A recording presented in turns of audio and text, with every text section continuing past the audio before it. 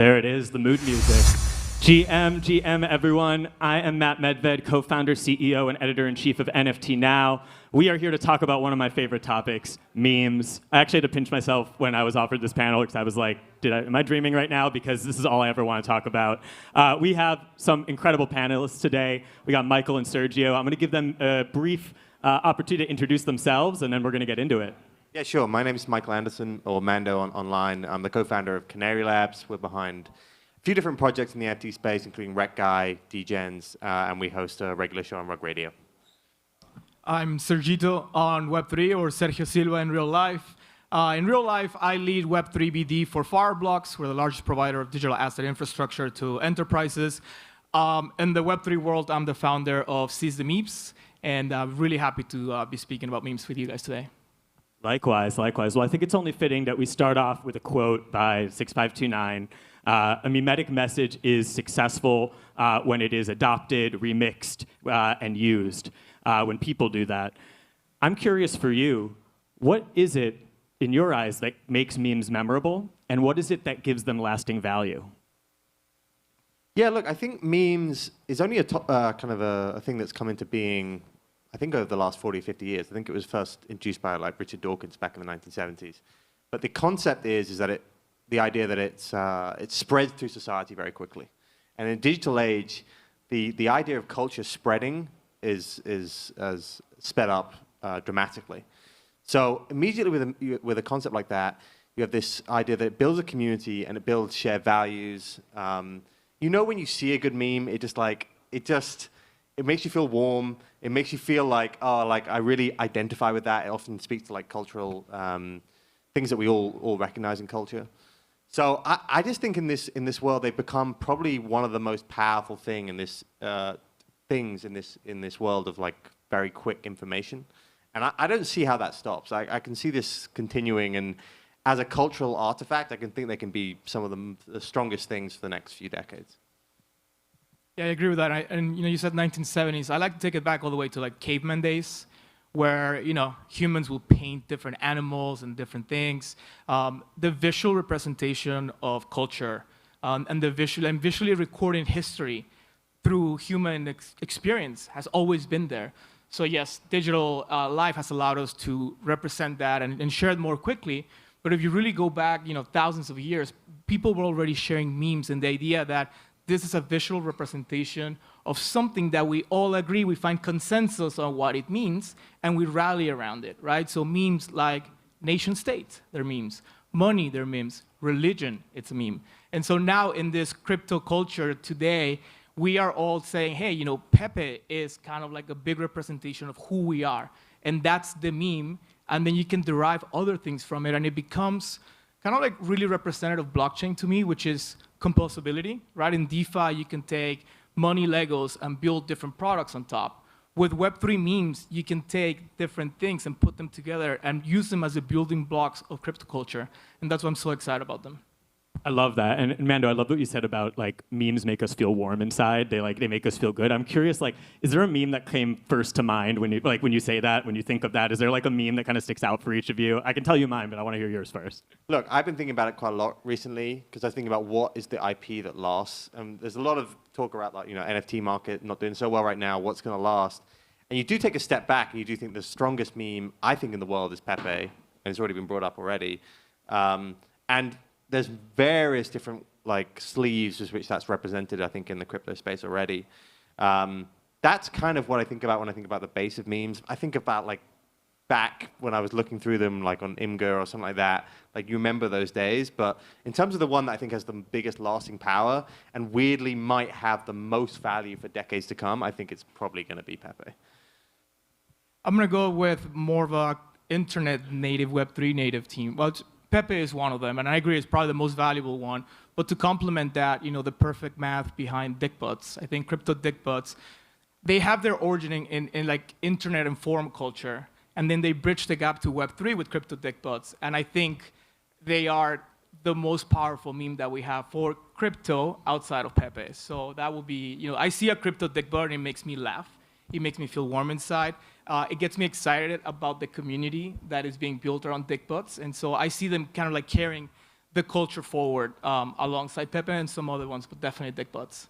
I love that. And what's interesting for me is when I think about this past cycle was my third crypto cycle. So been along for some rides, seen the ups, seen the downs. And for me, the meme that kind of stands out for me, and I always come back to it whenever we experience a crash, is the one where they're looking at the mountain. This guy's looking at the mountain landscape, and he's like, look at the beautiful mountains. And the other guy starts to see the charts overlaid with it, and then just starts crying, and just thinking about the Bitcoin chart, and it's it's going down. But I think that speaks to the sense that memes are about shared experiences, right? Memes can entertain us, they can console us, and often in crypto is an interesting kind of pressure cooker of sorts, with these incredibly volatile markets where, things are soaring one day, crashing another, and in that time of volatility, I think memes are also something we can cling to.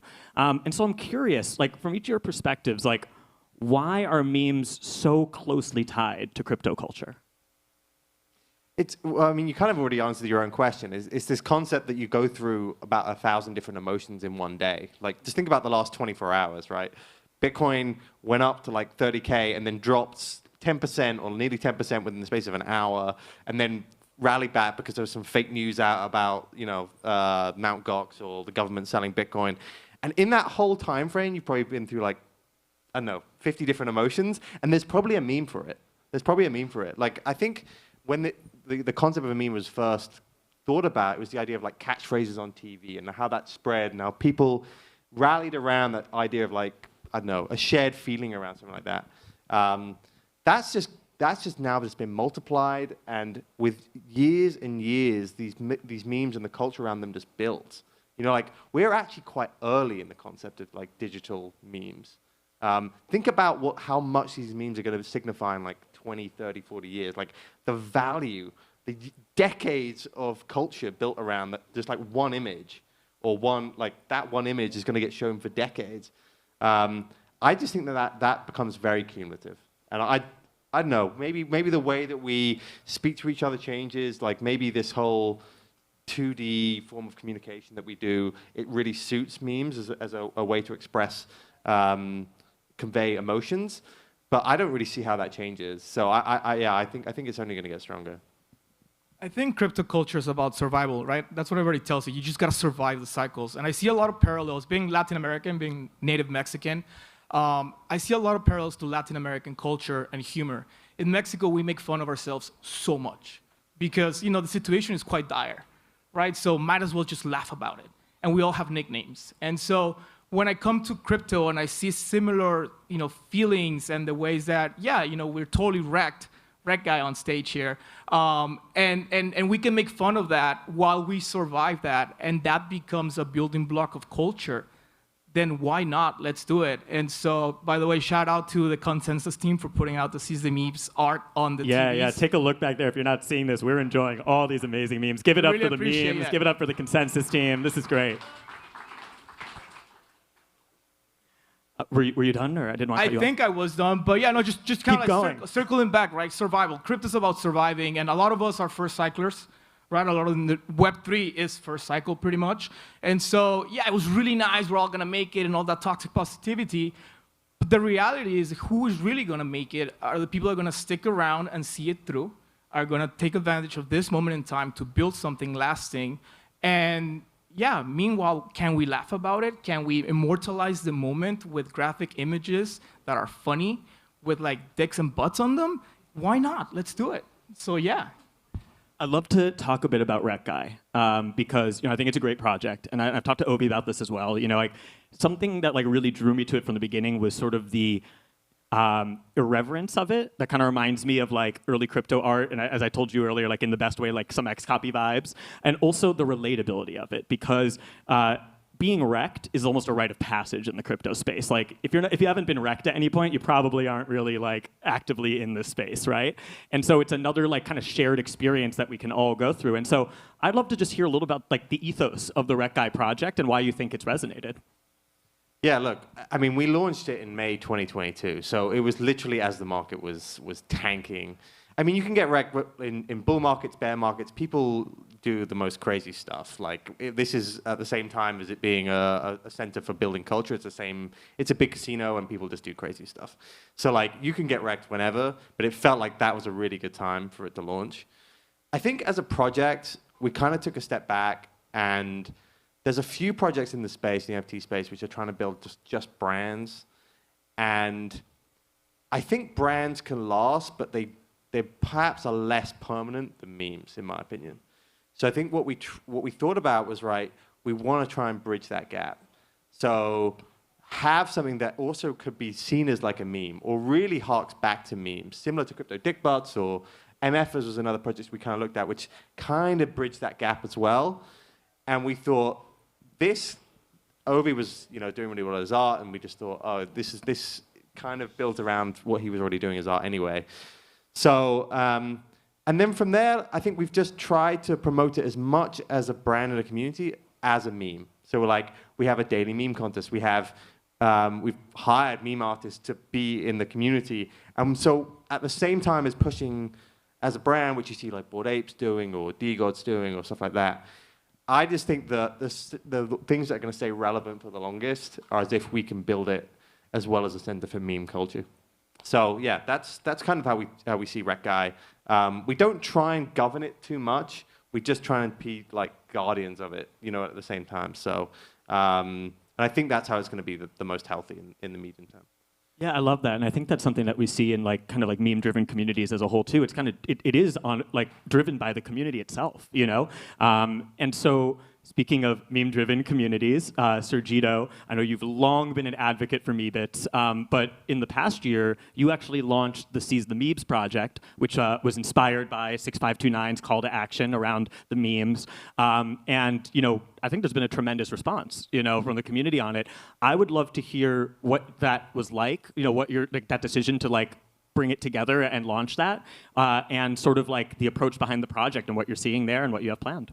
Sure, thanks for the question. I wanted to have skin in the game in Web3, right? Being a collector, being an advisor, an investor is really cool, but it's hard to really understand what you're doing if you are not doing it yourself. And so I saw an opportunity to really say, hey, I've been a founder too, and the idea was to have something small to promote Meebits, and the idea that, hey, by the way, right, a lot of people, especially a lot of collectors, are waiting for things to happen for them, for the projects. Like, hey, I want to sit here and just have money, falling down from the sky, which is great, don't get me wrong, and if anybody wants to airdrop tokens, you can find my wallet, sergito.eth. But the reality is that, again, surviving crypto, building in the bear market means taking ownership and having that freedom to transact and say, I'm gonna launch something, and I'm gonna really show the world that, hey, you can take the IP of the NFTs you own and do something with it. So we put Meebits on edition art, seize the memes. 6529 is seize the memes of production. That means go out and do it, go out and share the art, share the culture. And so it was a fantastic response. I was not expecting it, to be honest. But then we took that and we ran with it. So now we are launching season 2. We're adding punks alongside Meebits, and we have plans to add other collections as we go through time.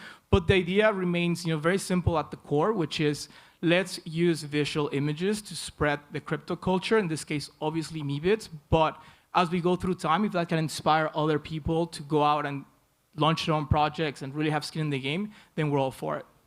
I love that. And if you think about it, it's the idea of these community-driven meme projects that also give different artists opportunities to showcase their work and kind of reach a larger, this isn't nothing new in the Web3 NFT space. It wasn't called Web3 when this started. It all dates back to Rare Pepes and the like, and that was kind of the forebearer of it. And what's been really interesting is kind of seeing a revival of that recently when it comes to the fake rares, obviously, the 6529's memes, recently Vincent van Gogh launching notable Pepes and all that. It's been really interesting to see that. And I'm curious, in addition to your projects, you two are also active traders in the space. And I'm curious, what is your perspective on kind of what you're seeing from, meme-related projects and the trajectory there? Let me double click first on what you said about kind of the collaboration. And it's something that always caught my attention from the crypto world. So I came to crypto from 12 years on Wall Street. We worked at the same bank. And I went to a summer networking event. I was a month into working at Fireblocks. And I saw one of our biggest competitors. The guy was wearing a t-shirt. And I went up to him because I knew him from Twitter. It was Mike Dudas.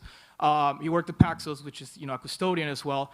And I introduced myself. I'm like, I really like your Twitter. And he's like, oh, you work at Fireblocks? Yeah. okay, well, let me introduce you to some people. I'm like, what? Like, you're going to introduce me to people even though we're competitors.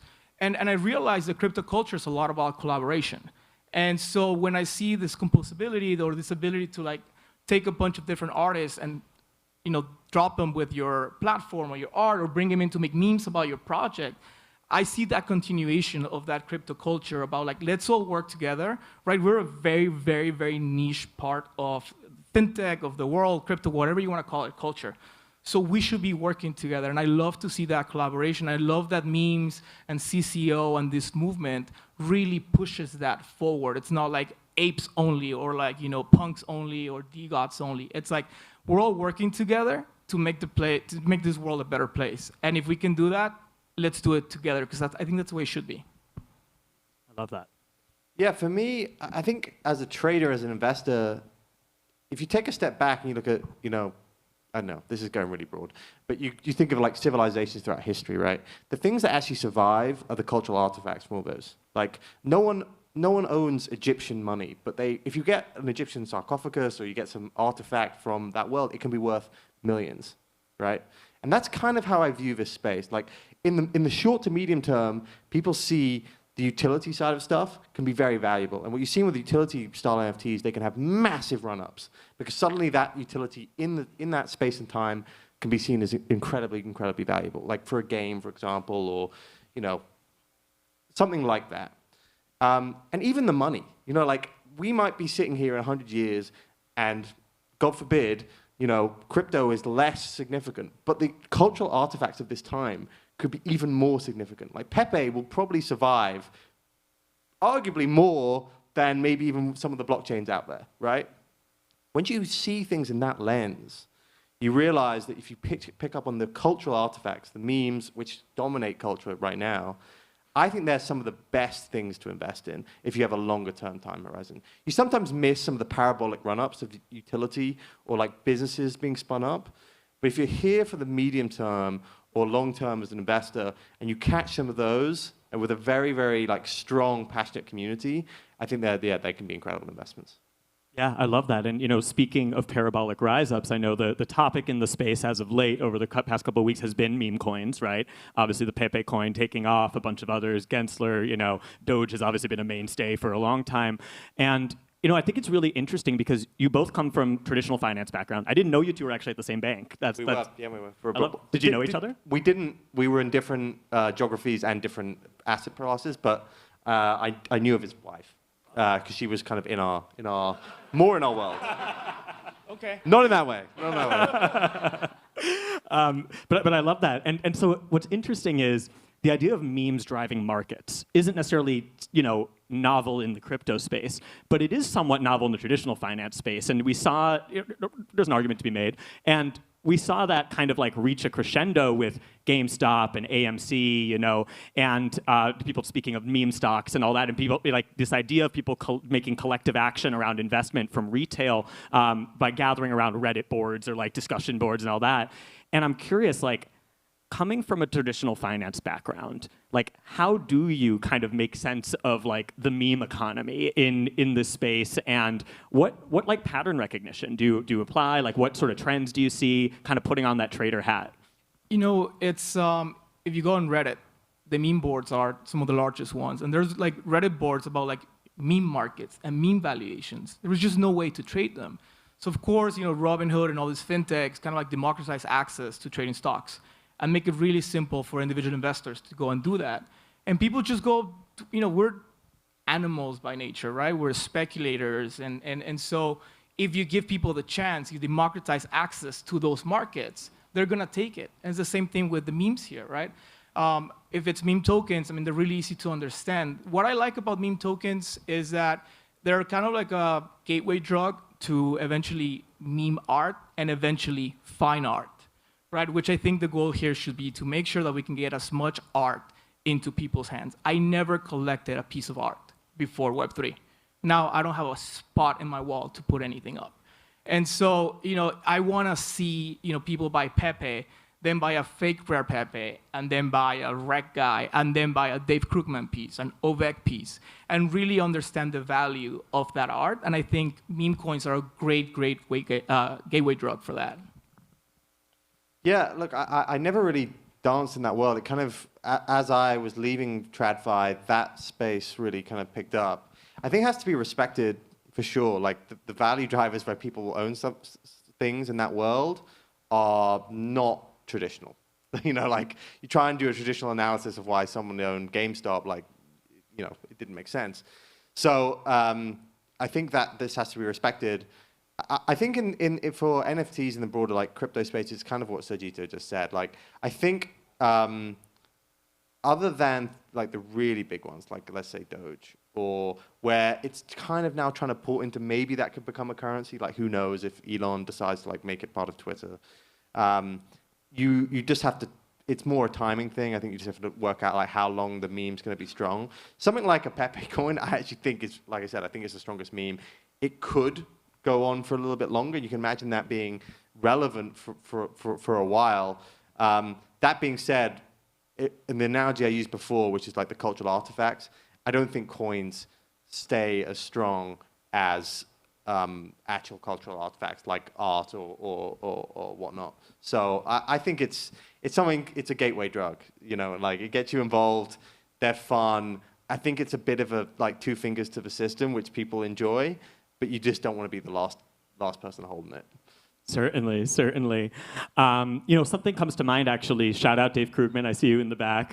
One of the things that Dave actually told me that's really stuck with me is, and I want to make sure I get the quote right, but that NFTs are a cultural, are a capture mechanism for cultural capital. And I think that's a really powerful thing to think about. And one of the examples of that I really like is Nyancat, which kind of like opened up my eyes to like the meme economy in that sense. And like, you know, talking to Chris, you know, he had, you know, one of the most viewed videos of all time on YouTube, you know, was going around to meme conventions, was like trying to like, you know, sell coffee cups, sell like sweatshirts, but ultimately like didn't really have a way to directly monetize the true impact that Nyancat had made on people's lives until years later, you know, more than a decade later.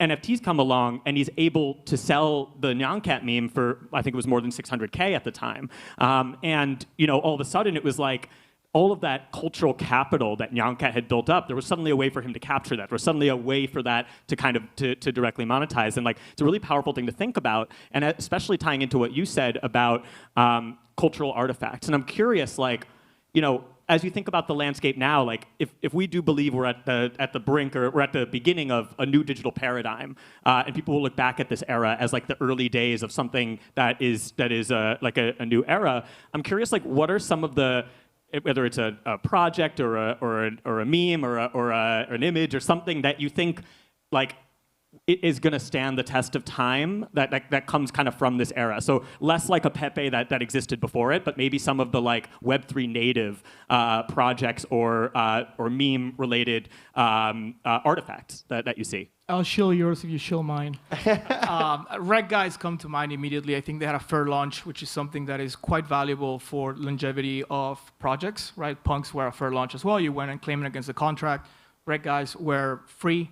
They're CCO, which means, you know, pretty much anybody can take the IP and build something with it. And I really like the message. I really think it's one of those moments in time where shit, we're all wrecked, right? ETH went to like $800, and it represents so well. Besides, the art's really, really cool. Like OSF, his glitch style is very unique. Obviously, glitch is very crypto. And I just think cohesively it all works together. The idea, the execution, the art, and they have a great community. That's one of the communities where I spend some time, the little free time that I have to like go back on Discord. And it's people who really understand the culture. Who came into Web3 maybe a little bit later than like the punks and, oh, you're missing a punk, Mando. I know. I was looking at me before. I was like, wow, I really got You didn't get the done memo, here, man? You didn't get the memo. That might be changing. But Reg guys, I think, will stand the test of time. It's a weird paradox in what you just said, actually, because there was a period 2 years ago where people were buying memes themselves, right? And that seems to have fallen off. Like, less people are doing it. So I think there's because there's like a finality to it. Then I think people, what they like is that when you're carrying the meme with like in a community at the same time. So I do think these community-based meme projects will probably be the ones that do the strongest. like things like Dick Butts is probably the strongest, I think, community of a meme.